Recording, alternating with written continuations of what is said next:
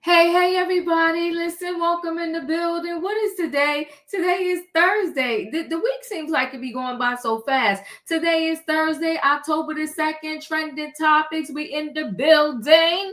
Okay. And if you're here hanging with the diva, do the diva a favor. Hit the like button. Okay. Hit the like button. Listen, people. Tonight is called Enough is Enough. Enough is enough. Well, after all of this time, Diddy has been in jail for like a couple days over a year now. Couple days over a year. And tomorrow he gets to hear his fate. He gets to hear his fate. Listen, I told you I don't know how this judge is going to call it. And I don't know how you feel, but however you feel, I will tell you this. You better give it up to that defense team. Listen, I don't ever want to find myself in trouble. And if I do, I know I probably would never be able to afford a Mark as a lawyer. But honey, give it up to Mark, because to the bitter end, he in that courtroom, and the other lawyers too, for Diddy, they in that courtroom fighting for that man's life. And they not playing. They ain't no joke.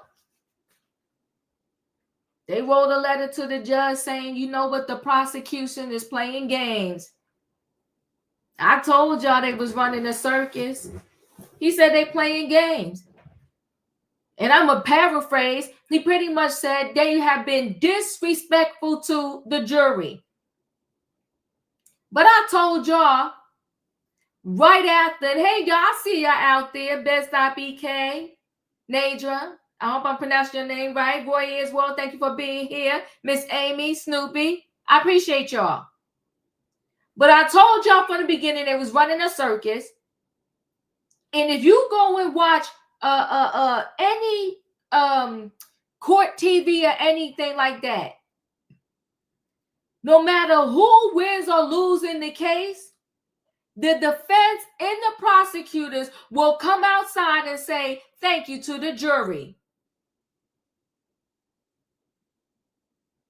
Now, one prosecutor, after the Diddy trial was over, came out on those streets and said thank you to the jury. And that's high-level disrespect. High-level disrespect. High level. And if that wasn't enough, Cassie writes a letter to the judge telling the judge a jury of 12 that the prosecutors darn near handpicked got it twisted. But see, when you play dirty, you never win.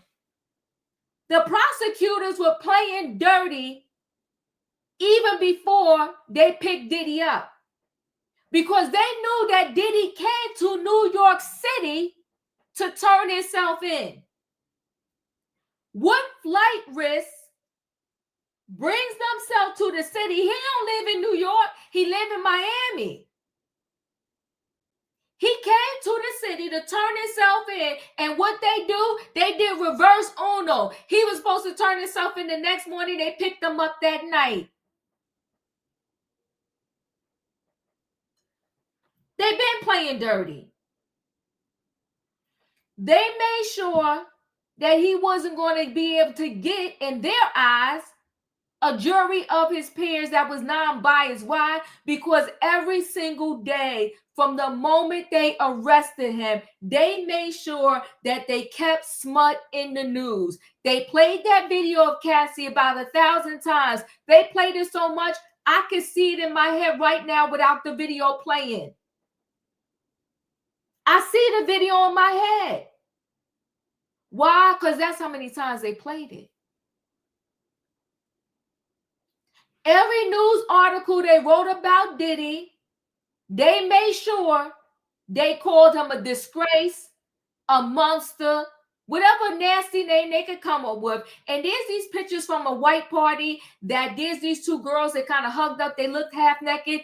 Every single article, they threw that picture in. But like Nene Lee said from the reality show Real Housewives of Atlanta, when you play dirty, you never win.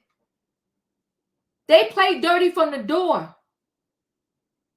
When they pick the jury, they use every single one of their cards because each side has a certain amount of people they could dismiss and not say a word of why they dismissed them. They could look at Diva and be like, I don't want Diva, just dismiss her. And they don't have to give it any explanation.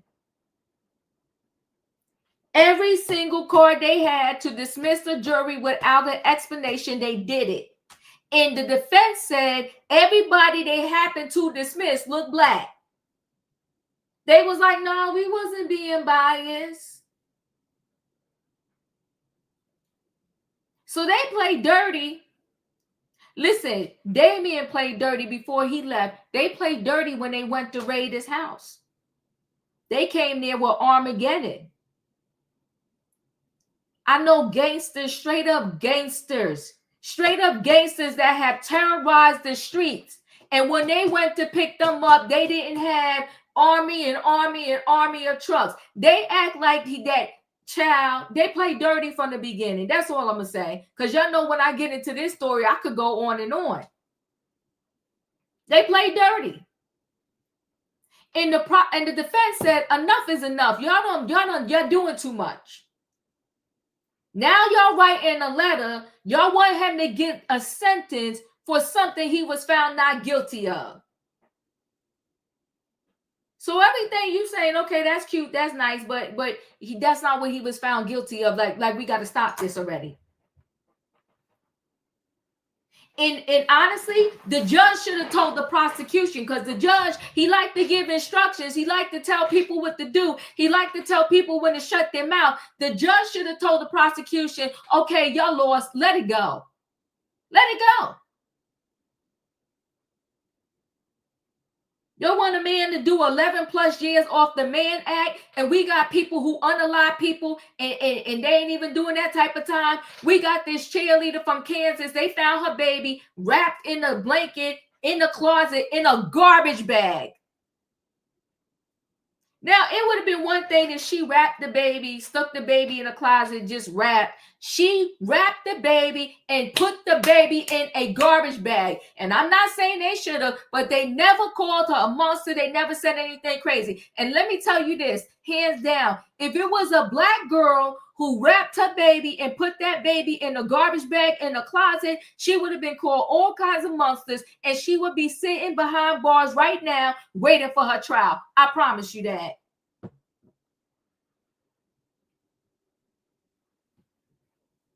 And come on, Mark, they found baby oil in some old pals. And let's be clear, Jenny, my husband, what's his name? Her ex-husband.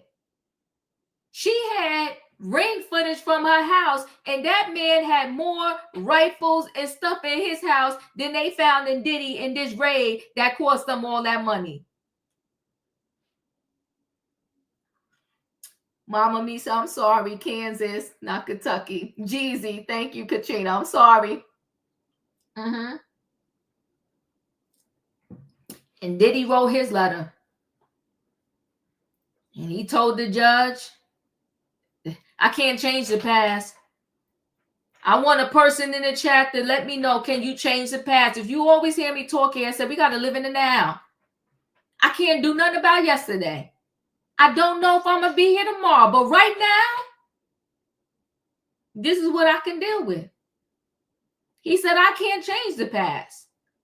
I'm sorry for what I did to Cassie. I'm sorry for what I did to Jane, but I'm sober now. And he said, honestly, if anybody did that to any one of my daughters, I would be sick and probably could never forgive them. He said he a changed man. But he wrote his letter. And tomorrow is going to be historic in that court. It's going to be historic. Historic. Because, honey, it's going down. He's fighting for his life. The defense team got a 15-minute video they're going to show. I don't know what the video is. They got a 15-minute video. They got 4 lawyers out of his team that's going to speak. He want to speak to the judge. It's about to go down. And then the craziest thing that happened today, Gina spoke. But see, we knew this because, well, at least the diva knew this, because I told y'all before that man got arrested, they ain't have no case. So what did they do? They was forcing Gina and every witness they tried to call. They was telling them, no, you were trafficking. No, he did force you. And they got mad that Gina told them, no, I didn't. I'm not nobody's victim. They got mad. So instead of taking her off the list, because they didn't want to have egg in their face, they told us that Gina just disappeared. They can't get in touch with her. They can't get in touch with her lawyer. And I kept saying here, something about that don't sound right. I said, since when do you get a subpoena and you could just decide you ain't showing up? I ain't never heard of that. They will put an arrest warrant out your behind if you got a subpoena and you just didn't show up. It's the lies, Erica. So they didn't want to understand because they know that for their case, she was going to go rogue. She was going to let the people know I ain't no victim. They forced me to come here. I don't know what they talking about. Come on, didn't you remember I said that? I kept saying, when do you get a subpoena and you could just ignore it? I ain't never heard or seen nothing like that in my whole life. And I believe Gina's telling the truth. She said, I ain't never get lost. I ain't never. She said they ain't want me on. The marshals will be knocking at your door. Diva, you got a subpoena. Now you better get down to that court or we're going to lock you up. But they ain't want her up there. You better talk to me tonight. I love when y'all talk to me. Renita said, you can't even get out of jury duty without a good reason. You could tell them your leg just fell off. They be like, well, you better get the crutches and get down here. Be like, I just gave birth and my baby is used to the breast milk. They don't care. You ain't never lied, Renita. See, that was the BS from the door. So they've been running a circus. And they think that we don't see them. And see, the thing is, what people don't understand, they so vested in hating Diddy. This is bigger than Diddy. This is about our brothers, our sisters, our uncles, our cousins, our friends, our next door neighbors. This is about them pulling you over because you was doing 40 in a 25-mile zone, and they going to lie and say you was doing 80, you hit the lady down the block, and now you going to jail. And you like, hold up. Hold up.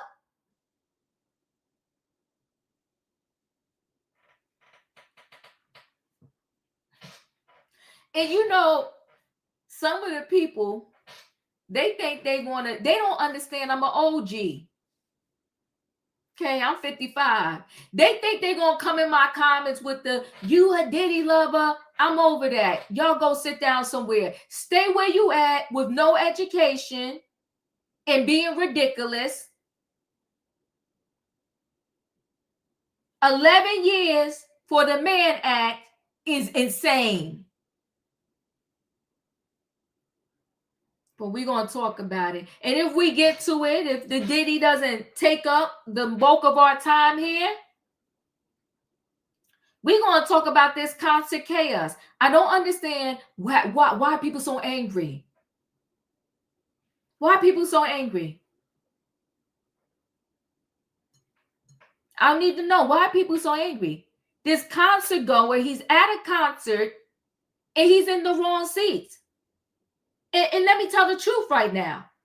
When I go to concerts, I go to plays, I be eyeing, the different seats. And I be telling my girlfriend, girl, if these people don't come by the halftime or whatever, We gonna slide up a little bit closer in those seats right there. And then if they happen to show up after we slide in, we gonna just slide out and go back to our seats. I've done it. But I ain't going to get indignant with the usher. If the usher come and say, "Let me see your tickets," I'll be like, "All right, you got me. Let me go back. Let me go back here. Let me go back here and get to my seat." So this kid, you know what he want to do? The usher came and said, "You're not in the right seat." He get the punching the usher. This man in his 60s, and you punching on the usher like that? You got locked up. You got arrested, but they released him home to his parents.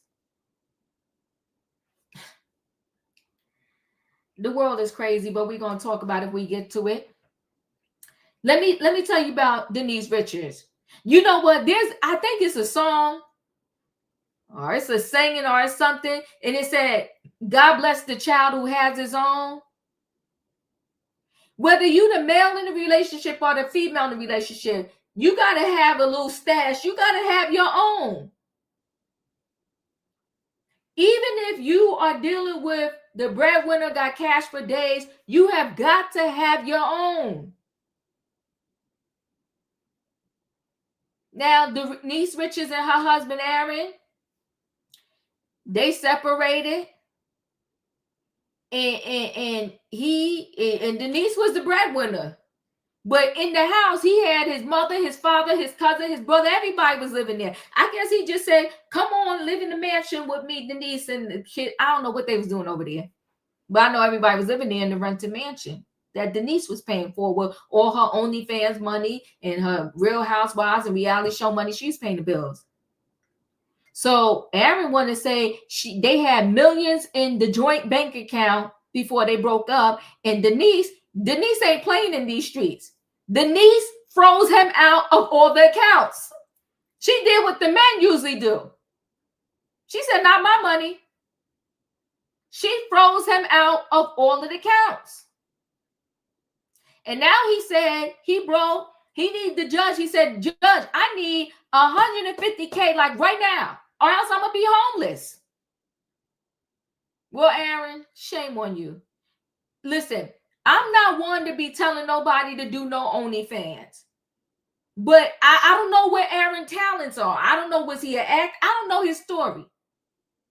But now he's trying to say that all the pictures that was put up on the OnlyFans of Denise, he took them. So technically they his pictures, he owns them.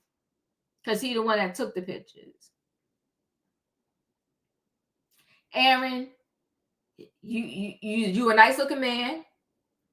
I like I said, I don't know. All I can tell you is maybe you better sign up for your account on OnlyFans and get to work. I don't know what to tell you. But when you sitting here, you got to wait on a judge to give you some money or else you're about to be homeless, that's a bad position to be in. And I think all you need is a phone. So maybe hurry up before your phone gets shut off, Aaron, before the bill don't get paid. Hurry up, sign up for the OnlyFans, and get to work. But we're going to talk about it. Now, yeah, last night, I want to say it was last night, because, I do trending topics every night. I be getting confused.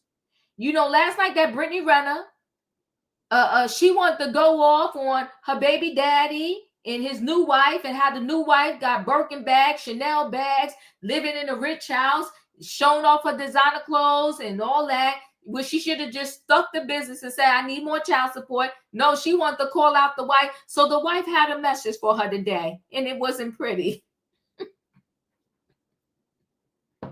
Listen. You talking to diva, single mother, and trust me when I tell you, I know how it is when these men want to take you and put you in the trash. It hurts.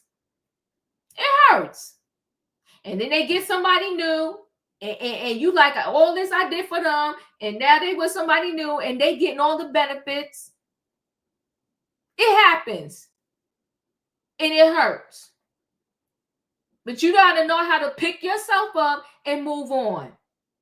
And you should have focused on the money, not worrying about the wife. And now the wife done came out here and blasted you. If I get a chance, I give that update. But you know what? I done talk too much. We got to get into this business here tonight. Tonight's trending topics is enough is enough. And no matter what you do, I'm telling you right now, Mark Diddy's lawyer deserves a standing ovation. He did the darn thing for Diddy. And Diddy better name one of his grandkids Mark. And if it's a girl, name her Marcia.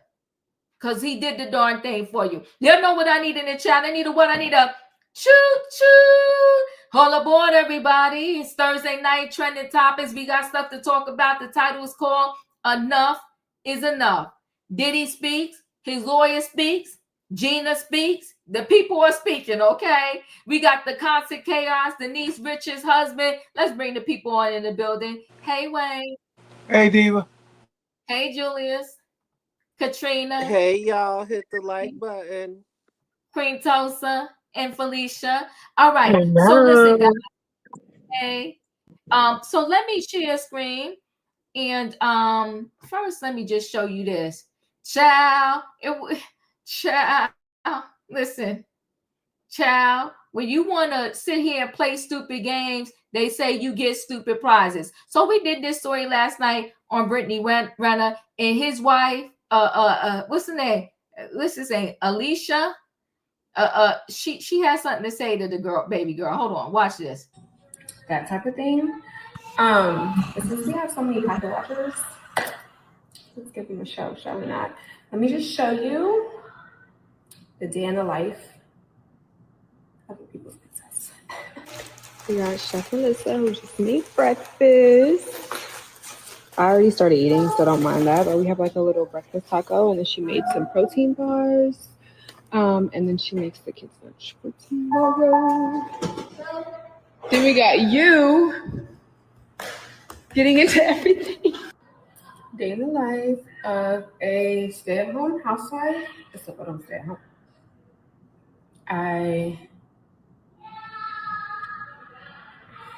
blessed enough to have lots of help to where I can handle the things I need to handle, day-to-day errands, that type of thing. But since we have so many pocket watchers, I don't know what I'm gonna wear. So I just did my hair like in a ponytail, but we're gonna use this. It smells really good. I don't remember where I got it, but it smells like vanilla. I might work out in between my errands instead of like coming back home. So we're just gonna go with these gold Nikes, and then we're just gonna do this gold Chanel. Yeah. Which one of my cars should I take? My Maybach is actually in the shop right now because the AC has to get situated, but I don't think this car got gas in it, so my G-Wagon. So we're just gonna go with. I really don't know what I'm. So she said, this is Brittany. We did this yesterday. I need more money. Brittany Renner reportedly wants $35K a month in child support from PJ Washington, opposed to the $5,500 she currently receives. I'm struggling to make ends meet. I cannot provide a life anywhere similar to that of his father. And then she just had previous photo and he would constantly. He just said, I'm going to keep recording these videos. I'm going to stop. You know, once again, you play stupid games, you get stupid prizes. The wife spoke to her, the wife answered, and it is what it is, right? Let me just see. All right, so let me go ahead now. Let's get into today's stuff here. I guess you know what? You might as well do Mr. Combs first. It's a lot going on. First, I would show Mr. Combs. Let's do Mr. Combs' letter. To Mr. Combs' letter to the judge, okay? Because a lot's going to go down tomorrow. So October the 2nd, Dear Judge Submarinian, I hope this letter finds you well and in good health and spirits. Thank you for the opportunity to express my thoughts to you. First and foremost, I want to apologize and say how sincerely sorry I am for all of the hurt and pain that I have caused others by my conduct. I take full responsibility and accountability for my past wrongs. This has been the hardest 2 years of my life, and I have no one to blame for my current reality and situation but myself. In my life, I made many mistakes, but I am no longer running from them. I'm so sorry for the hurt that I caused, but I understand that mere words, I'm sorry, will not never be good enough, as these words alone cannot erase pain from the past. Hold on one second. Over the past 13 months, I had to look in the mirror like never before. My pain became my teacher, my sadness my motivator. I have to admit, my downfall was rooted in my selfishness. This scene and the images of me assaulting Cassie played over and over in my head daily. I literally lost my mind. I was dead wrong for putting my hands on the woman that I love. I'm sorry for that and always will be. My domestic violence will always be a heavy burden that I will have to forever carry. The remorse, the sorrow, the regret, the disappointment, the shame. I honestly feel sorry for something that I couldn't forgive someone else for. If they put their hands on one of my daughters, this is why it is so hard for me to forgive myself. It is a deep wound that leaves an ugly scar. Your Honor, I thought I was providing for Jane concerning her and her child, but after hearing her testimony, I realized that I hurt her. For this, I'm deeply sorry. I lost my way. I got lost in my journey, lost in the drugs and the assets. My downfall was rooted in my selfishness. I have been humbled and broken to my core. Jail is designed to break you mentally, physically, and spiritually, and that is a fact. Over the past year, there have been so many times that I wanted to give up. There have been some days I thought I would be better off dead. The old me died in jail, and the new version of me was reborn. Prison will change you or kill you. I chose to live. Every day since my incarceration, as difficult as my circumstances currently are, I have made the best of my time by reading books, writing, working out, or in therapy, attaining the tools and knowledge to deal with my past drug abuse and anger issues. I have been putting in the work and working diligently to become the best version of myself to ensure that I never make the same mistakes again. I realize that I'm in a situation where no amount of money, power, or fame can save me. Only God can save me. My grandmother used to teach me that God makes no mistakes and that everything he does is for your good. I believe a bad situation can be used for good. Although this situation has been the hardest and darkest time in my life, good things have come out of my incarceration. For starters, I am now sober for the first time in 25 years. I have been trying my best to deal with my drug abuse and anger issues and take accountability as well as positive steps towards healing. One of the most beautiful things I've experienced is being asked by my fellow inmates to teach and mentor them. They wanted to learn what I did to become a successful businessman. I was inspired by their hunger and desire to learn information in order to not only set goals, but achieve any goal, dream that their heart desires. I started teaching a 6-week program called Free Game, title given by my fellow inmates, which I was able to have approved and sanctioned by the Bureau of Prisons, BOP. I don't just teach about my success, I also teach about my mistakes and failures. It truly has been a blessing to do something positive in a negative situation. It has been beautiful to see a newfound hope in my fellow inmates' eyes. The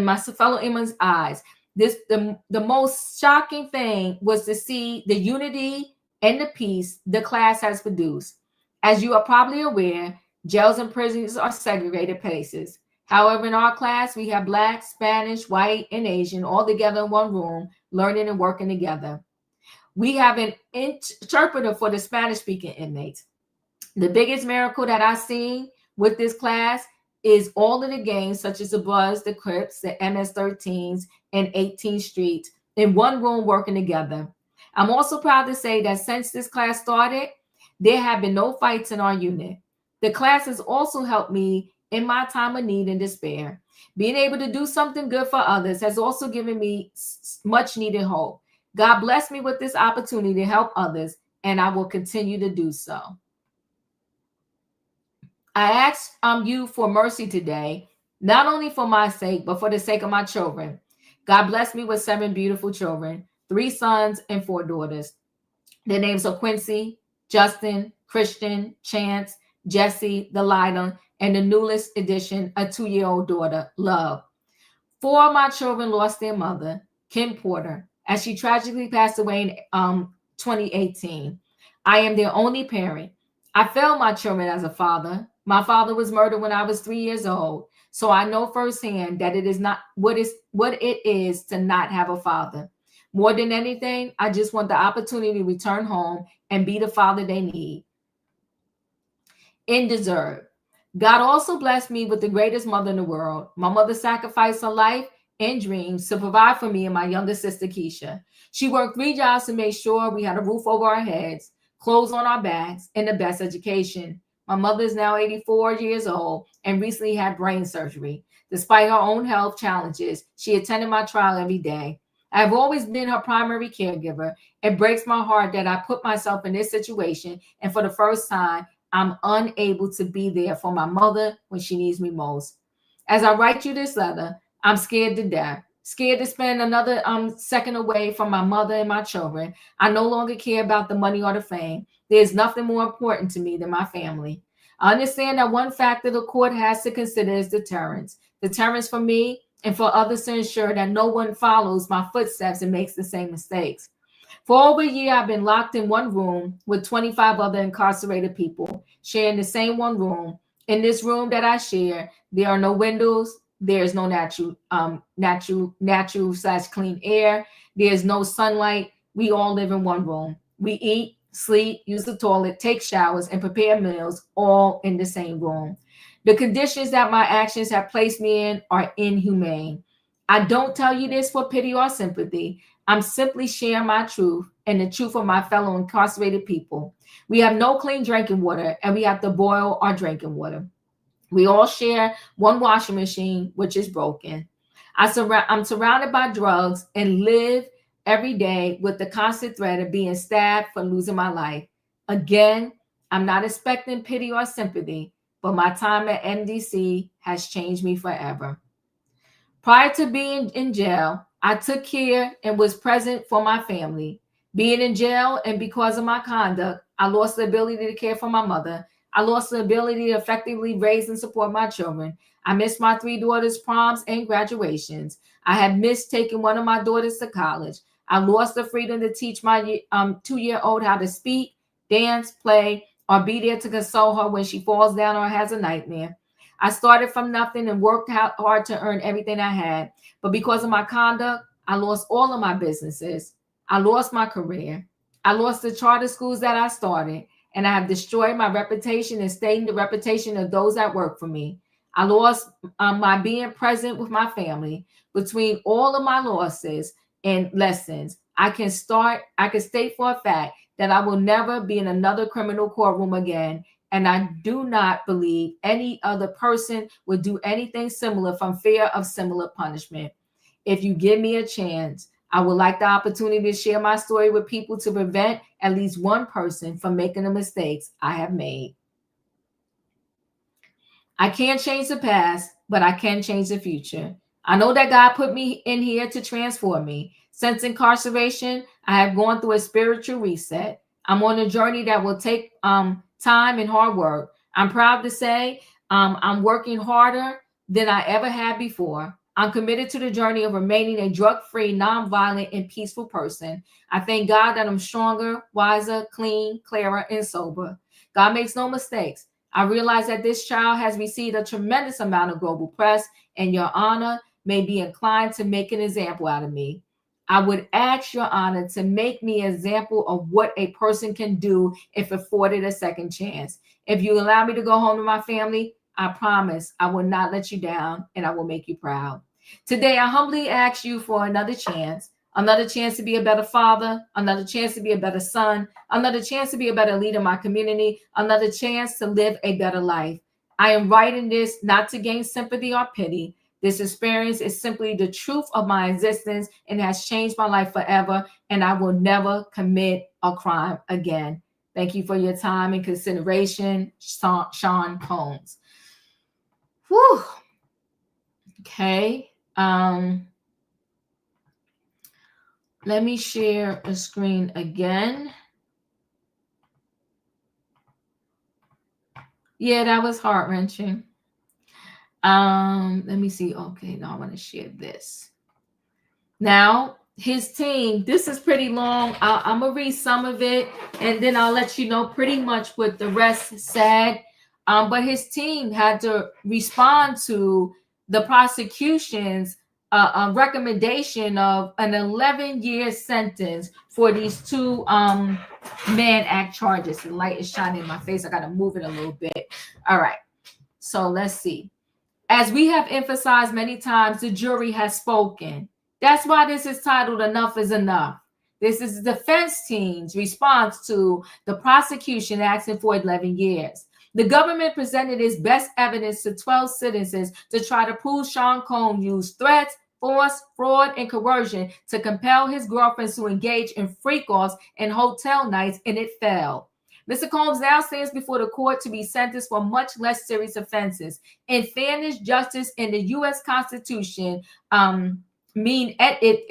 if fairness, justice, and the U.S. Constitution mean anything, the jury's verdict should be respected. Mr. Combs should be sentenced for what he was convicted of, transporting consenting adults in the state to have sex and nothing more. Instead of accepting the verdict and advocating a reasonable sentence, the government has gone to extreme lengths to try to justify a draconian sentence, particularly for a 55-year-old man. Instead of addressing the conduct for which Mr. Combs was convicted, the government has devoted 161 pages to rehashing evidence rejected by the jury and concocting far-fetched legal arguments to try to jack up the guidelines range to an absurd 360 life level, as if he had been convicted not only of the acquitted charges, but also other uncharged offenses. It labels as victims numerous individuals who had nothing to do with the Mann Act charges, dreading up discredited witnesses like the woman who calls herself Mia, Deontay Nash, Brianna, and even Jordan, a person whose allegations are so incredible that the government pulled her from the list of witnesses mid-trial. And instead of putting forth a reasonable guidelines range addressing where this case fits within the relevant sentencing data, the court directed the party to provide. The government asked the court to treat it like a sexual assault or art case that was not and could not have been charged. It is not difficult to see what is going on here. The prosecution knows full well the court will not only actually adopt all of their unduly severe enhancements or basic arguments, but by taking their advocacy to the extreme, they hope to persuade the court to disregard Mr. Combs' position, split the baby, and adopt probation's recommendation. This would be a grave mistake. Probation made clear its recommendations is based on the premise that there was force, fraud, and coercion here. Its recommendation is improperly based. In other words, in acquitted conduct. In light of the jury's acquittals, the long-standing Department of Justice policies, and all the relevant sentencing data, any sentence exceeding a modest term along the lines requested by Mr. Combs would be unreasonable and disproportionate to other Mann Act cases. The government, in this case, has gone beyond zealous. It is indecent and deeply troubling. It violates the revered principles so famously articulated by the Attorney General Robert Jackson over 85 years ago about the proper role of the federal prosecutor. He observed that because the prosecutor has more control over life, liberty, and reputation than any other person in America, these awesome powers must be tempered by the spirit of fair play and decency that should animate the federal prosecutor. As he explained, while you are being diligent, strict, and vigorous in law enforcement, you can also afford to be just. Although the government technically loses its case, it really won if justice has been done. Moreover, a sensitiveness to fair play and sportsmanship is perhaps the best protection against the abuse of power, and the citizen's safety lies in the prosecutor who tempers zeal with human kindness, who seeks truth and not victims, who serves the law and not factional purposes, and who approaches his task with humility. The prosecutors have not lived up to these principles and apparently do not respect the unanimous verdict of 12 New Yorkers rendered in the case. But fortunately, the fate of Sean Combs is now in the hands of the court. Like all human beings, Mr. Combs is flawed, but he is first to admit he has made serious mistakes and has been working very hard to better himself and make the most of his time behind bars. We respectfully submit that he deserves a chance to continue his rehabilitation outside of the walls of a prison and ask the court to be merciful and afford him the opportunity. I'm not going to go through the rest.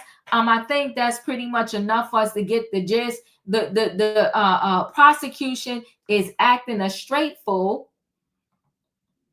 and it's craziness. Wayne, your thoughts?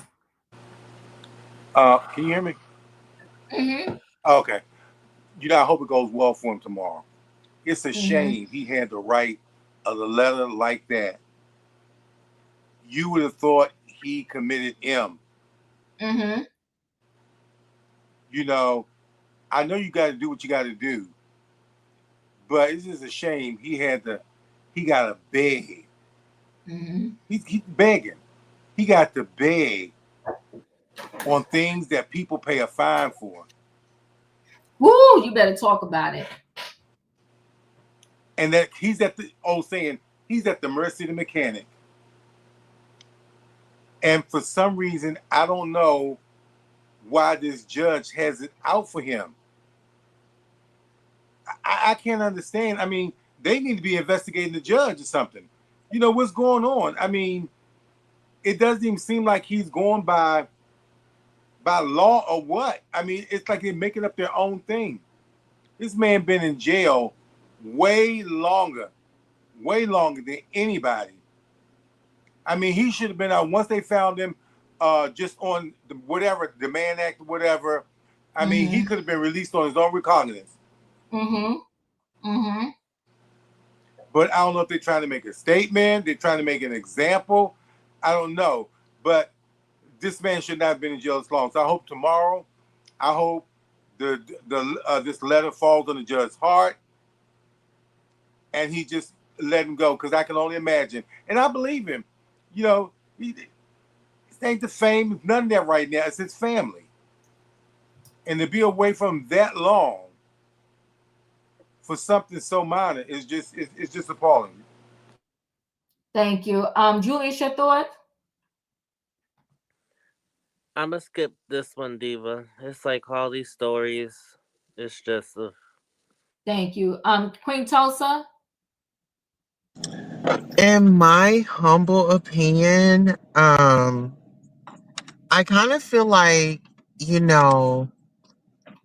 this definitely has to do with the individuals that he chose. I think that we all have a choice in life, and I kind of feel like he made some not so good choices, and we can hope for the best, but we're in a time and day where political influence has a lot going on, and just being the justice system was never favorable to people that look like us, that are black and brown.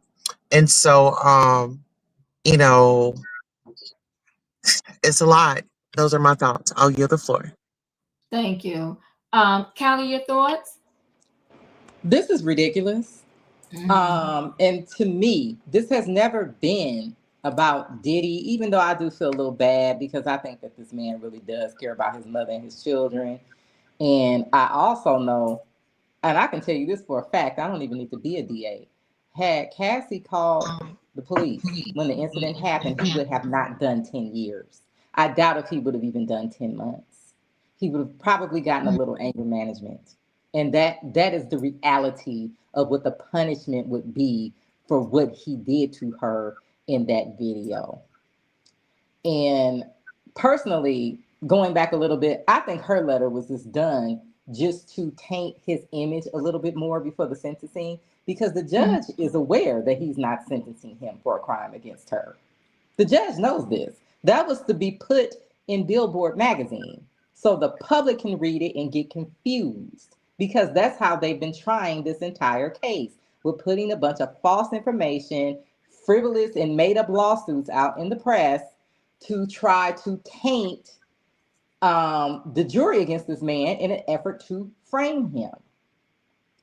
I don't even think the jury would have voted guilty on the Mann Act had they heard the defense team's argument. I think that they voted guilty because they were confused, because I was confused at first too. Once I heard them explain what the actual law says, he actually isn't even guilty of that. But they voted guilty. We got to deal with it. Now, do I think he will get a fair sentence? No. I think he will get an unfair sentence, and probably in about 2 years or so, they will go through the appellate court, and the whole thing will probably ultimately be overturned by a different judge. That's what I think will happen. I kind of feel like this a lot of these people, they're all friends and they all buddies. And I just really think that the prosecution really made themselves look stupid, because when they saw they did not have a case, they should have offered a time-served plea deal for the Mann Act and everybody go on with their life. And now, as you brought up, Diva, I 100% believe they put that false narrative out there about them not being able to find Gina, because Gina was walking around coming out of Whole Foods in Vegas, getting in her car. Where was she missing at? Gina was never missing. Gina was going to tell the truth. She would not play ball with them. And she said, I was willing to get up there and tell my truth. They didn't want her truth there. And it was one of the workers. He said the same thing. He said, I was working with them. The lady told me she was going to call me back. And this was 3 days before the trial. He said, I'm still waiting on this call. They didn't want to hear the truth. And people can say, well, Gina did this Tasha K interview. Yeah, she did a Tasha K interview with a tabloid blogger. She did not call the police on him. She did not get a restraining order, nothing. And then I believe right after the interview, she came out and said that she made most of that stuff up because they were mad at each other or something, or she exaggerated or something, what have you. But she had been years ago said that the things she said in that interview was not true. So that to me, I don't even know why you would even call her as a witness. She's not reliable. This is crazy. This is not how our legal system is supposed to work. He was not found guilty of those crimes by a jury of his peers. He had a trial. Why are we still talking about that stuff as though it can now be, we're just gonna, it's like they want to proceed on as though he was found guilty and take this Mann Act charge and act as though he was found guilty of trafficking and racketeering.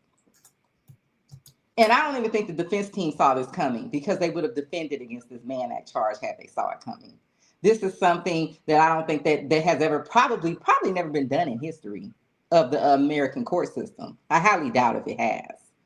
This is crazy. We are living in a time where people think that the legal system just don't apply to them. And those people are not Diddy.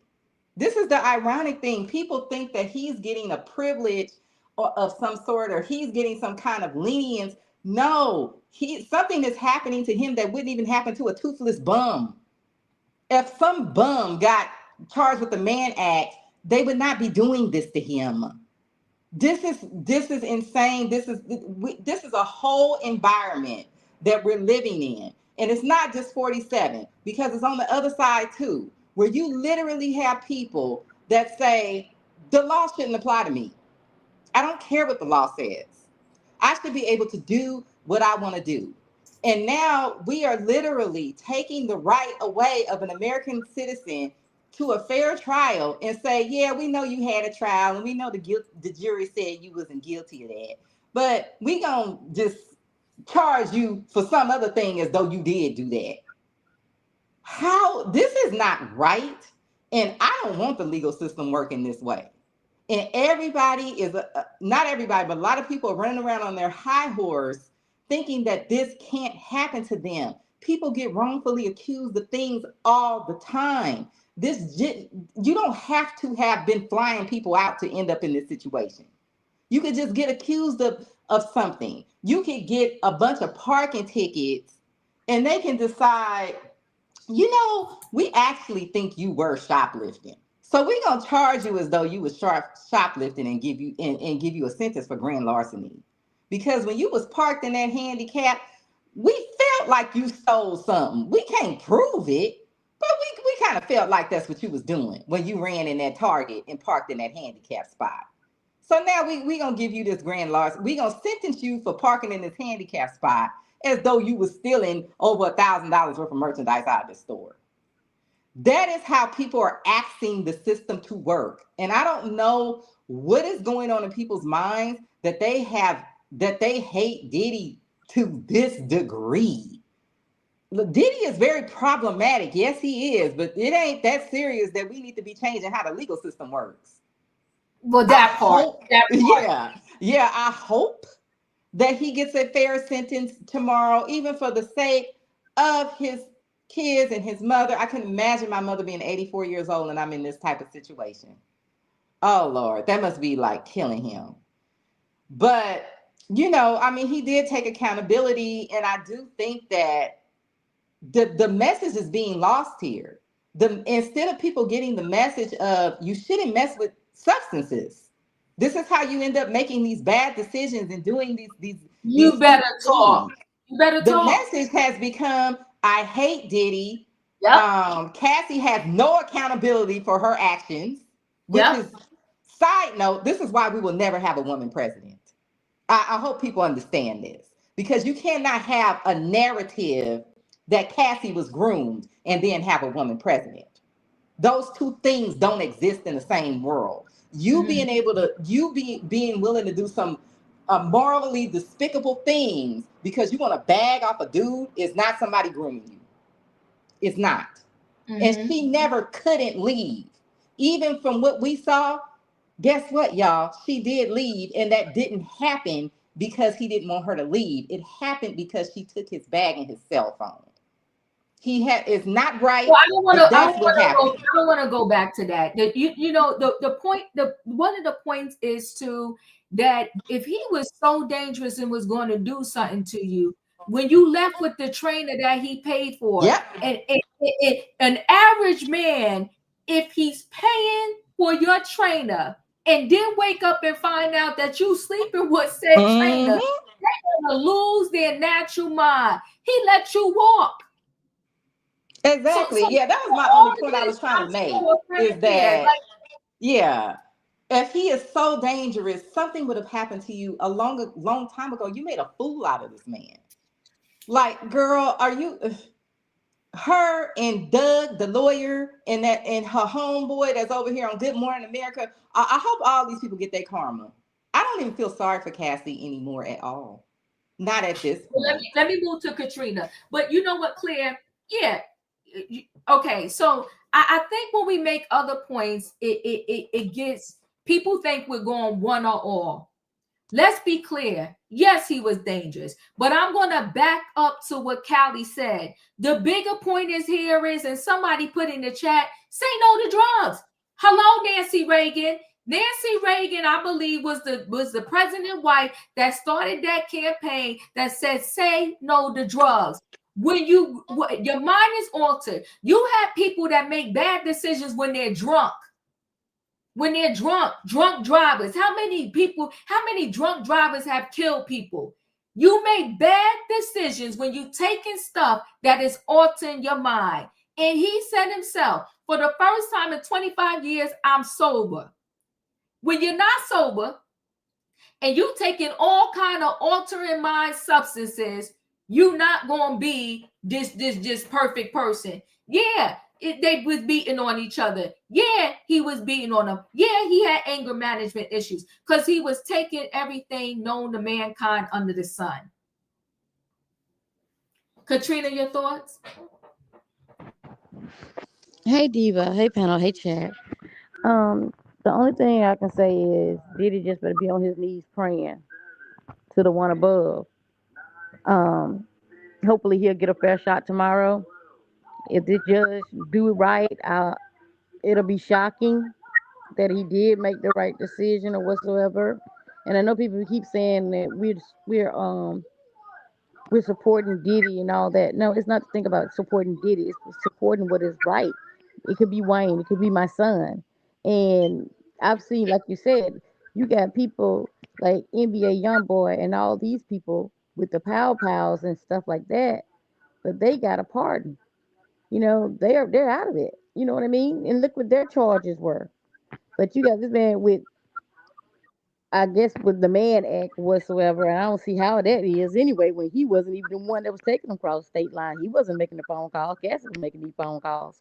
So I just don't understand how it's him. You know, he didn't pay them. He let Cassie pay them, or he never know that he left the money at the counter. So he didn't put it in your hands.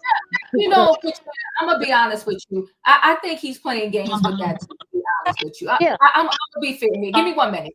I'm gonna be fair here. We're playing games with who paid them because the money was his money, right?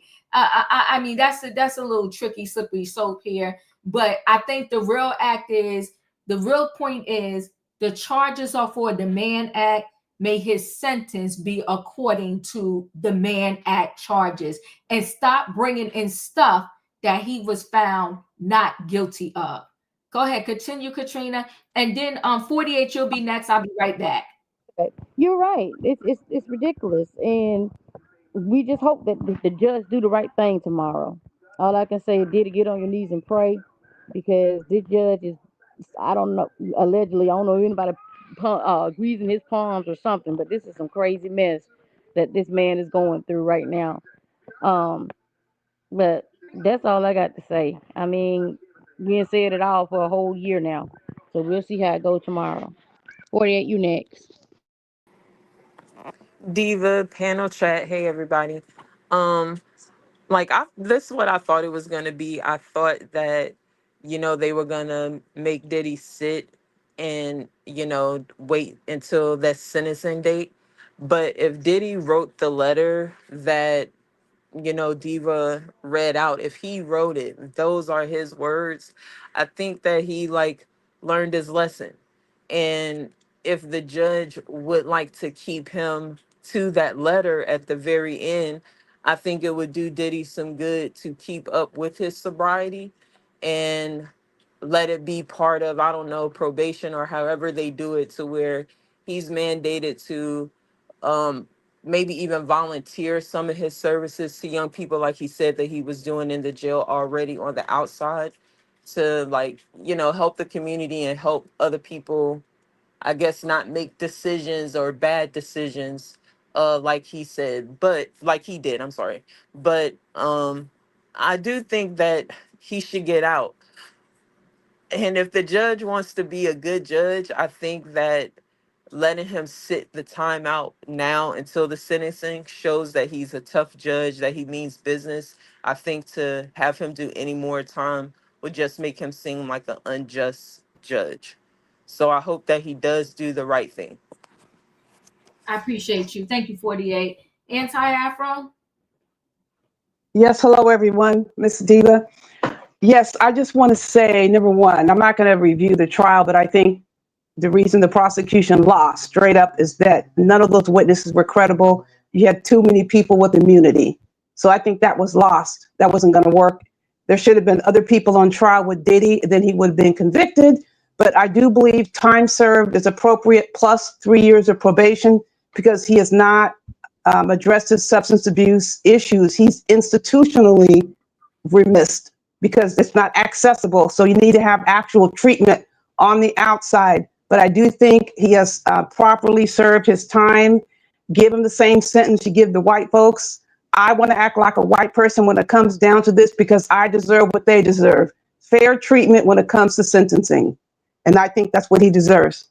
I don't even think, I have nothing to do with how I feel about anybody. Same with the Kyle Rittenhouse. I focus only on the sentence and what he was convicted for. I appreciate you. I will say this though, he did say in that letter that he's still surrounded by drugs, I guess, in that jail, but that's a whole nother story. The jail, like he said, is inhumane conditions. From being in those conditions alone, I think he's learned a lot. Felicia, your thoughts? Felicia, are you Good okay? evening, everybody. Yeah, I'm Hey. here. I'm here. I'm listening. I'm processing. I'd like to read the definition of the Mann Act because it's very important that we understand what it is. So this was an act formerly known as the White Slave Traffic Act of 1910. It was a federal law criminalizing the interstate and foreign transportation of any woman or girl for the purpose of prostitution or debauchery or for any other immoral purposes. Driven by concerns over immigration and changing social values and perceived quote unquote white slavery crisis. The law was intended to combat forced prostitution, but its broad language also allowed for the prosecution of consensual sexual activity and was used for racially motivated injustices, such as the conviction of boxer Jack Johnson. So here we are 115 years later, and nothing's changed. I appreciate the good hearts of many on this panel and the good thoughts. Hoping, I hope the judge do the right thing. F that judge. That judge needs to have stepped down, be put out before tomorrow morning. He's already shown who he is. He has lied. He has intimidated this jury. He has allowed multiple perjurers to take the stand. He has interfered with a fair trial. He has denied bail at least 10 times of $50 million. He has not given Mr. Combs an opportunity to be treated fairly and justly. Yes, if you are found guilty of trafficking, traditionally, you are given a fine and a return date to make sure you've paid it. Not 11 years, 20 years, a whole year, 15 months. No. We're seeing it right in our own faces. We're seeing it. If he wrote the letter, I don't have no empathy. This is about justice. This is about the criminal justice system that incarcerates over 31% of Black men. I ain't talking Black and brown. I'm talking Black American men. And many, too many, unjustly. At least once a month, we get a story of someone who's been released after 25 years for having been falsely convicted and in jail, even though there was all this evidence that they weren't present, that they weren't at the scene, that they were misidentified, and they didn't have the means to fight. But Mr. Combs has the means, and to God the glory. So tomorrow, he's got 4 lawyers going to go speak. He has over 25 people who are going to speak on his behalf. He has over 100 statements that have been submitted. He's going to present a 15-minute video to some judge who's unethical, who is unrighteous, and think he is the Almighty God, and he is not. I stand as a rock on my faith here tonight. He is coming home, and he's coming home tomorrow or by the weekend. because this cannot continue.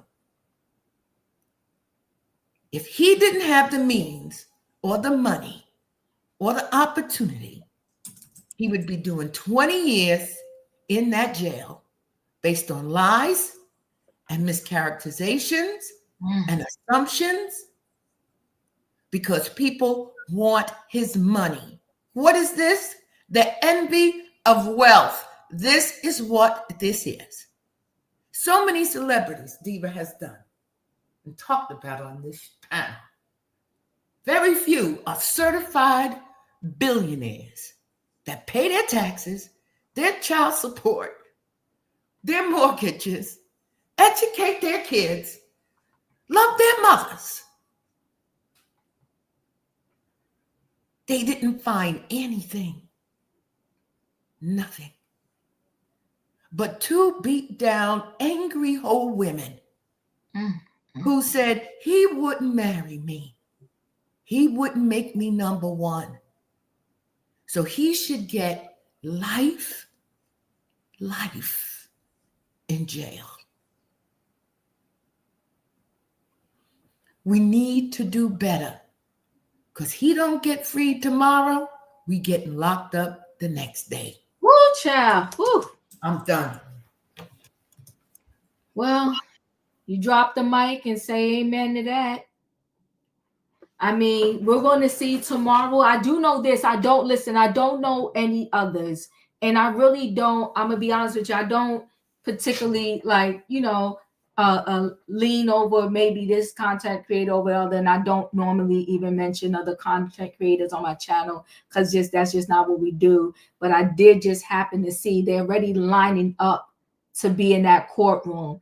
And I know that Tasha K has someone out there reporting for her, and that person was first online. So I do know, and I'm sure there may be others I just don't know of. I just happen to have Can I seen shout it. someone out, Diva, that's No, going to you be there? cannot. No, you cannot. No, you cannot. Oh. Thank you. But I just happen to know that person is definitely going to be, that person is first in line. So at least I know that is one person that you may be able to get. I'm sure, listen, it's going to be everywhere, but that I do know she has a person that's going to actually be in the courtroom because they was definitely first online. And when they got in line, they said it was 20 people behind them, but I'm sure it's more now because I also read an article that they are paying people to be online. So, to wait online for them. So we shall see tomorrow. Yeah, prayers, because at the end of the day, you got to sentence somebody based on the charges, and who they also, did what they did too, because they couldn't get OJ Simpson on the murder charges. As soon as he did that robbery, they gave him a crazy sentence.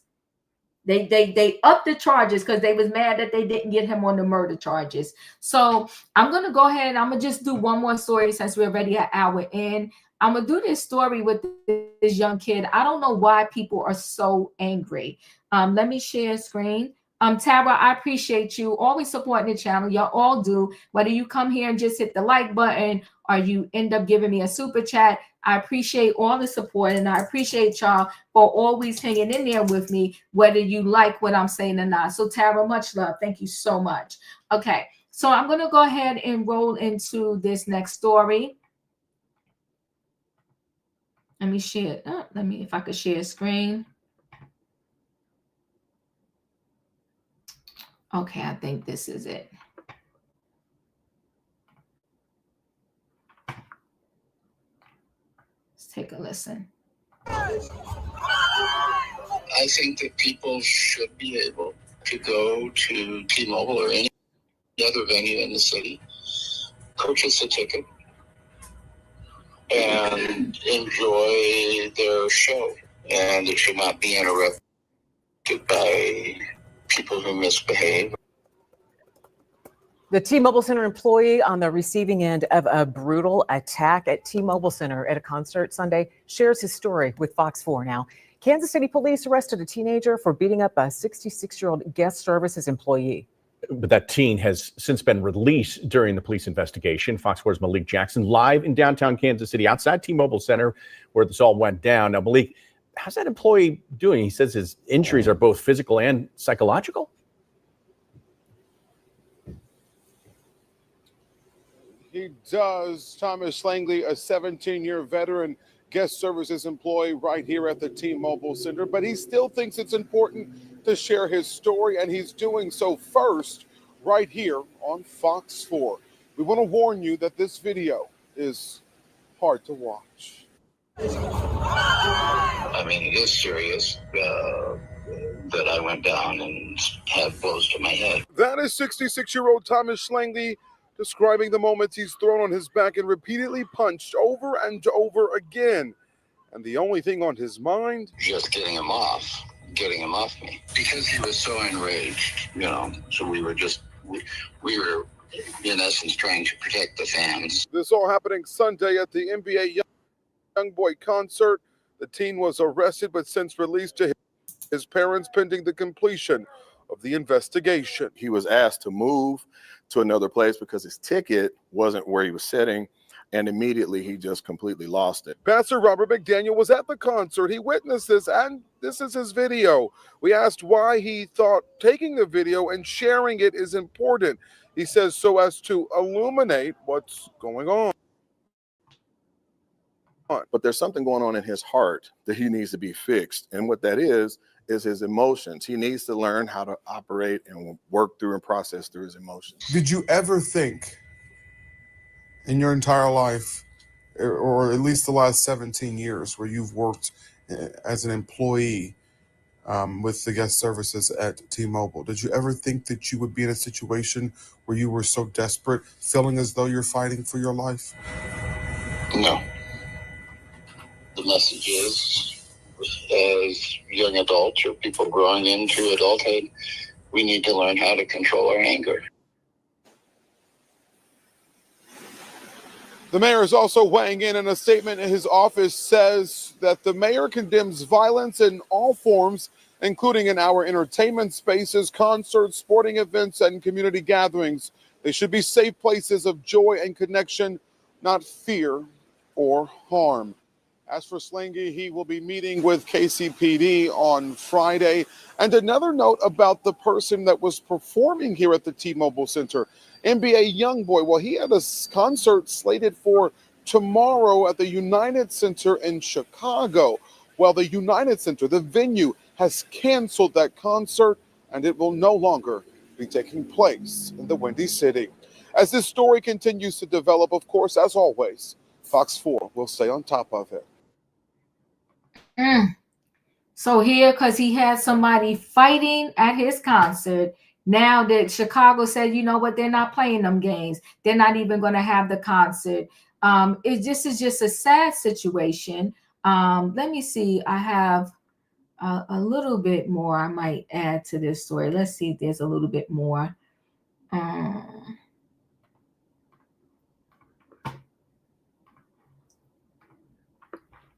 So shameless attack, shot moment, concert usher is battered by a boy 14 after he asked him to sit in his correct seat. The granddad sustained injuries to his eye and may not be able to ever work again. This is a terrifying moment. A teenager beats up an usher at a concert after he was asked to sit in his correct seat. Footage shows a 14-year-old boy battering a 66-year-old at an NBA Youngboy concert in Kansas before shocked onlookers dragged him away. That's the dad, the grandpa that got beat up. The teen, who has not been named because of his age, was arrested on Sunday shortly after the alleged attack. He was later charged with 2 counts of assault, 1 felony, and 1 misdemeanor. Horrifying footage shows the moments that the grandpa tells the teen his ticket doesn't match his seat assignment. Minutes later, he is thrown to the ground as the boy launches his brutal onslaught. The lad then appears to repeatedly punch the man before being dragged away by a fellow concertgoer. Robert Daniel, who recorded the video, said the teen was also asked to move elsewhere, at which point he completely lost it. Assange said he was left with serious blows. I'm going to X that out. Serious blows to his head after being repeatedly punched by the boy. The teenager became so enraged, he said. He told Fox News, I mean, it is serious. I went down and had blows to my head. Just getting him off of me because he was so enraged. So we was just, in essence, trying to protect the fans. The guy also added he remains emotionally shaken and cannot recall much of what happened. His grandson, Herbert Lopez, has since started a GoFundMe page, which has amassed over $13,000 in donations. The funds will help support his granddad, who he said won't be able to work after suffering damage to his eyes from the battering. Lopez added he won't be able to work and he has glaucoma in one of his eyes. The post read, my name is Herbert Lopez. We're asking for help for the physical damage my grandfather Thomas, for the physical bodily damage he suffered at a concert at the T-Mobile Center on Sunday, 9/21. He was attacked by a young guest after being asked to sit at his own seat while being in the wrong one. He won't be able to work. He also has glaucoma in one of his eyes, may suffer more damage later on. We are devastated for the injustice of the person and other attendees that didn't stop the guy at all. Anything will help. God bless you. What a sad situation and story. Wayne, your thoughts? I don't know where that kind of rage come from. But his parents need to be held accountable. This boy can't do nothing. They may send him, juvenile detention or whatever. But this boy's parents should be responsible. And they need to compensate this man. This man's probably retired, trying to make a little extra change. And now he can't even do that. And I can believe he's traumatized. The way that young man was wailing on him, it looked like it would have been more damage. I'm not saying throw this young man away. When they're that young, of course they, can be rehabilitated, whatever. But right now, they need to tap into mom and dad. That's it. Thank you, Julius. That boy, can everybody hear me? Yes. That boy has that's just anger. A whole lot of it. And there's no excuse for it. Poor home training. Poor coping skills. And where's his parents? Is this how his parents said it was okay for him to be? He beat this man to a pulp. Yes, the man may still be with us. He could still speak and whatever else. But the point remains the same. He was hideous in his acts. And we cannot continue condoning this type of behavior in our community. We have to call it out. We have to hold it accountable. Wrong is wrong. And he was immensely in the wrong. And his parents need to be held accountable too. Thank you, Julius. Auntie Afro?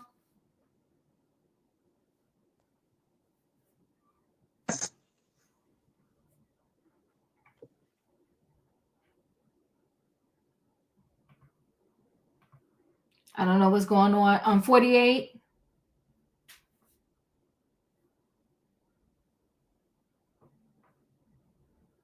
Are you still there? Are you there?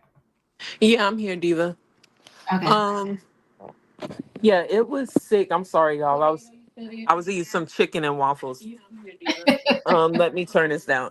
Okay, so what I find really messed up is that all them people were there and it took them that long to respond. And I'm like, Wayne, the parents need to be held accountable. I get sick of hearing people trying to excuse kids because they're young. When you're young, you still know right from wrong. Mm-hmm. He knew that he was sitting in the wrong spot. So why Mm-hmm. even react that way? Right. I would have no pity for him. Now, Judge Sambaranian, the one that do Diddy, he would be a great judge for this guy. Mm-hmm. Lock him up. I don't and like they said, make the parents pay too. I would lock the kid up, Mm-hmm. and then I would make the parents pay until his eye is well and he feels like he can go back to work. But if Mm-hmm. that never happens, you'll be paying until the good Lord call him home.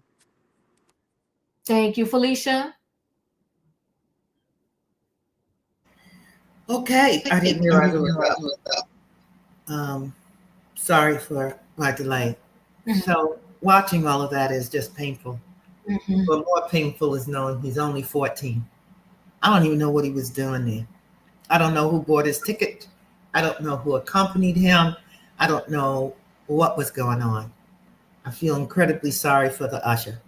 Like Wayne said, he's just trying to make a couple of more dollars and do a job. He's not there to get assaulted and beat down and bloodied and have his brain messed up and all of that. But there has to be a better way to redeem this young man versus locking him up forever. There are enough people going in there voluntarily. I just can't come to that. He needs to be in some space where he can get intensive therapy, forced, court ordered therapy, not a jail, and get treatment. I don't know what it would be. He would have to get diagnosed and he would get forced treatment. I don't even know if he has a mother and father. I don't even know if he has parents. I don't assume those things anymore. There's all these young people out here without nobody caring about them. You did 3 stories over the past week with minors out here with no place to go. So I can't go there. But when the information comes in, hopefully he will be reprimanded and he will be someplace to get diagnosed and he will be able to be rehabilitated in real ways so that he can come out as an adult and be productive and prosperous and live a good life.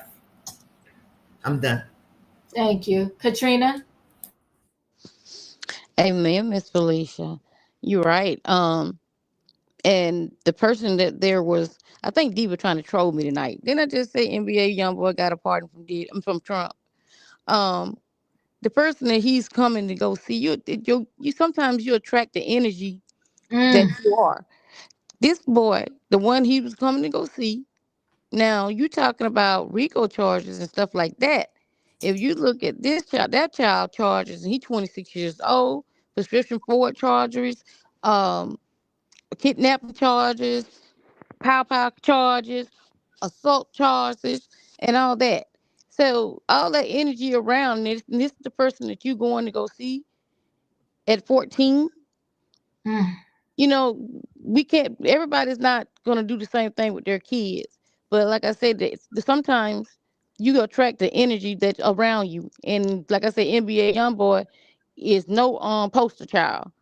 And for that child to be up there beating that man the way he was doing, Mm. somebody is not parenting him right. I mean, that's ridiculous for him to be doing that. I would be ashamed if that was my child. But then you couldn't be ashamed because you're not doing what you're supposed to be doing. Because if you raising him right, he wouldn't been out there doing it no way. If you raising him right, he wouldn't have been at no NBA YoungBoy concert anyway. But to each his own. Yes, I hope that man get therapy, um, get compensated. They got to go fund me for him. Thank God, because it's hard out here. People are getting fired left and right, and this man probably just trying to do something extra to make ends meet at his own house, and he out there getting beat up because you in the wrong seat, and all you had to do was move. These kids think they're grown now. They think they're above the adults, and it's sad to see him going down this road. And as Felicia said, hopefully that he can get somewhere, that he can get some counseling, some therapy or something to make him, what made him that angry. Anger just don't come out from nowhere like that. I mean, what he was trying to do, show up for your friends? Child, please.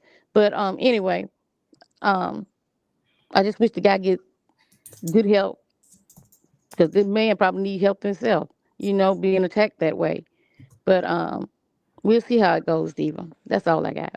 Thank you. I'm just disturbed too by the people that didn't try to get this kid off of this guy sooner. Like he was welling on that guy, and I do also get that you run a risk when you are just a regular concert goer and you try to step in and help because sometimes that goes left. But that concert facility, as big as it looked like it was, it should have had more security there, and security should have been able to come and like help this usher. It's just so sad. There's people out there that you don't want them to get the social services. So here he is, he's working to probably supplement whatever he was getting in terms of income at that point, and he gets attacked at the job. This is just sad.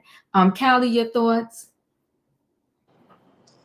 Yeah, I would just like to echo what everybody else is saying. This man, first of all, hopefully he get a nice big juicy settlement and he can take it and get some therapy and go to Hawaii with his family and enjoy his retirement. I'm hoping that, I'm sorry he had to go through this horrible thing, but I'm hoping that this man, and I mean this sincerely, that he's able to retire after this happened to him, because this is disgusting. Something is wrong. I don't know if it's the music. I don't know if it is people not being involved in churches, even though I'm not religious myself. Mm-hmm. Something has happened with these young people where it seems like there's a large group of them that are extremely angry and violent and don't even understand the general rules of you don't hurt kids, you don't hurt old people. If you're a guy, you don't hurt women. It's something deeper going on here. I don't know if it's because maybe we haven't had a war in a very long time. And in generations past, a lot of these people would have gone off to war. And so we wouldn't have seen them in society. Maybe that's what's happening. I think this music is a problem. Even though NBA YoungBoy is from around my way, you know what I mean? We probably like 6 cousins or something. I never listened to his music. I went to this really quickly just to kind of go look at one video. He's talking about the same crap Lil Wayne was talking about 20 years ago. Sagging his pants the same way, talking about the same bull crap, flashing the same jewelry, running around flashing the same money. Like literally they've been making this toxic music for generations now. It has not evolved. It hasn't changed. I don't think any genre of music has lasted this long. And there's no possible way you could listen to this like deplorable music, because it's just all like materialism and just nothing high vibrational about it. Listen to this over and over again. This is the only thing a lot of these people now that are young now, they've never even heard any other music. There's no way that this doesn't affect your brain. It's just not possible. And we get in this cycle where you have old people like me that's 40-some years old saying, y'all need to get rid of that rap music. And they like, shut up, old lady. And then the cycle starts all over again where you get a new group of young people that are like, no, freedom of speech. And it's just like we've been stuck in this cycle since the late 80s with this music. And I do think that I think something else deeper is going on, but I definitely think that's part of the problem because as someone just said, NBA YoungBoy ain't no better than this boy.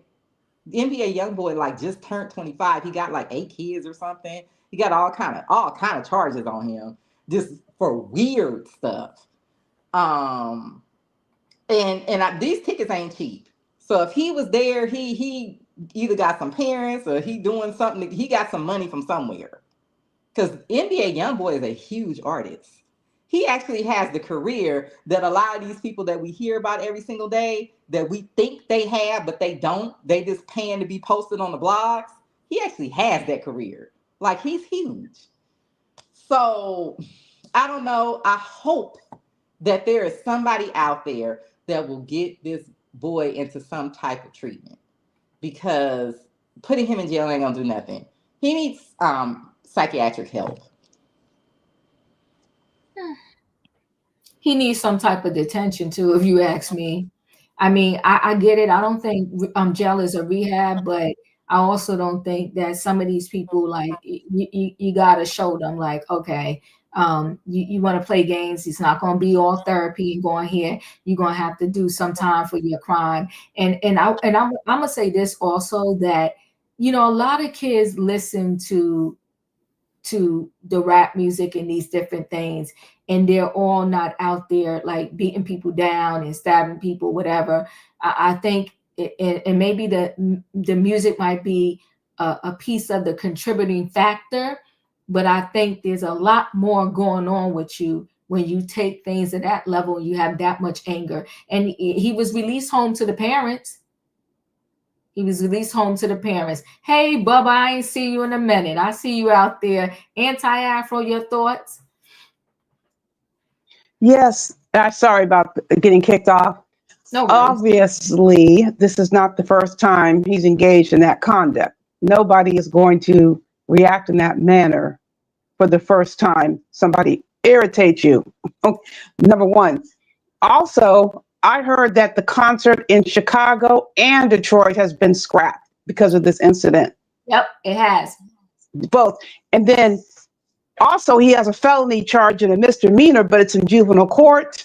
Unfortunately, these parents are not adequately supervising him. That's the bottom line. I know someone else mentioned that. Mm-hmm. I don't want to predict negative in the future, but therapy is not going to help unless a person feels they need to address something and are willing to address it. That's facts. Yeah. So I think some people rely on this music, just like you said, to get their go. Others can listen to it. It's not going to affect them. But I do think all these other factors in place, that behavior is modeled early on in the home. That's the bottom line. And hopefully it doesn't end up worse for the next person. Now he's going to be mad because he's going to be placed on probation or something. He might have a history. We don't know because he's a juvenile, but I feel horrible for the older gentleman. This guy doesn't have respect for his parents either. Mm. Or he wouldn't even thought about doing anything like that. Think about it when you're coming up. Would you want to do something to embarrass your parents or put yourself in a position to get in trouble by your parents? That seems to be gone for far too many people these days.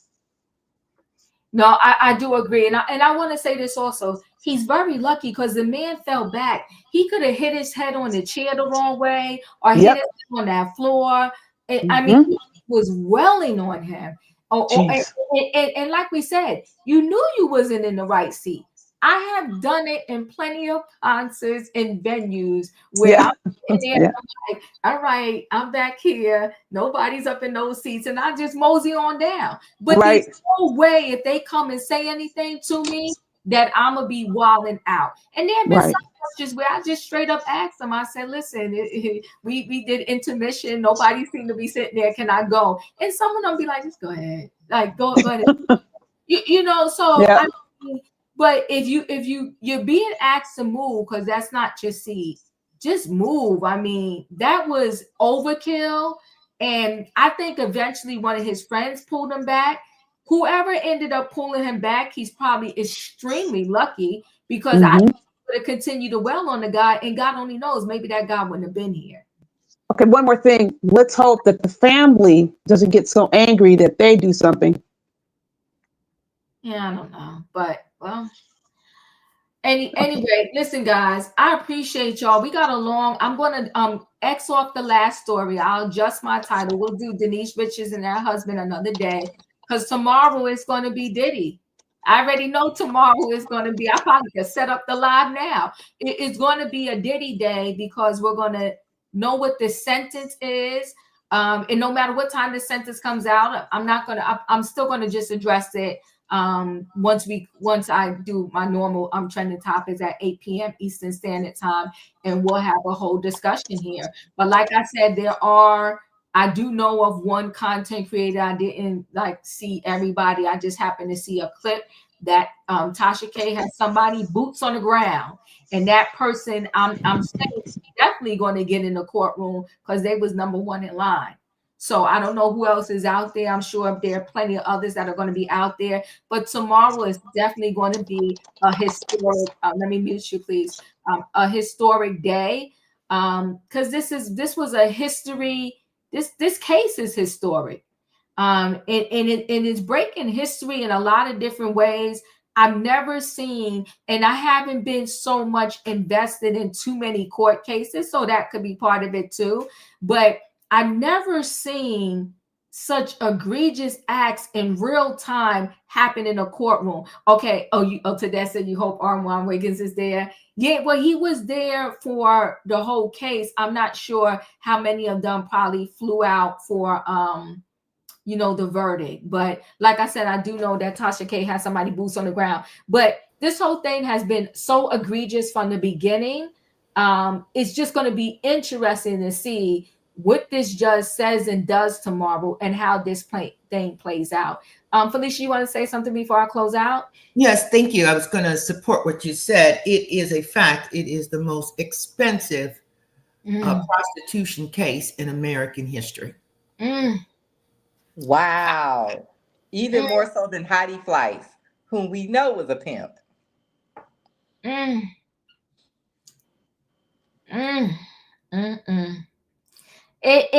But you know what? You gotta, even Heidi Fleiss, a lot of, unfortunately for her, she's still to this day, because I believe, if I'm not mistaken, she was in the Charlie Sheen documentary. I think I can't remember now. Yes, she was. She was, right? He was in there because he was getting his women from her. Yeah, but she looked bad. Callie, you said it, and it's never not going to leave my brain. There's some real lessons here, and part of the real lessons is them drugs do you dirty. They do you dirty. And Heidi Fleiss, the drugs was involved. There was this other, and it's based on a true story. God, if I remember the name, Molly's Game. It's a very good movie based on a true story, and it was about her running a illegal gambling ring. She would do it in hotels, so forth and so on. But at the end of the day, she got hooked up on them drugs too. So they tell dealers, don't get high off of your own stuff. Substances will do you dirty, period.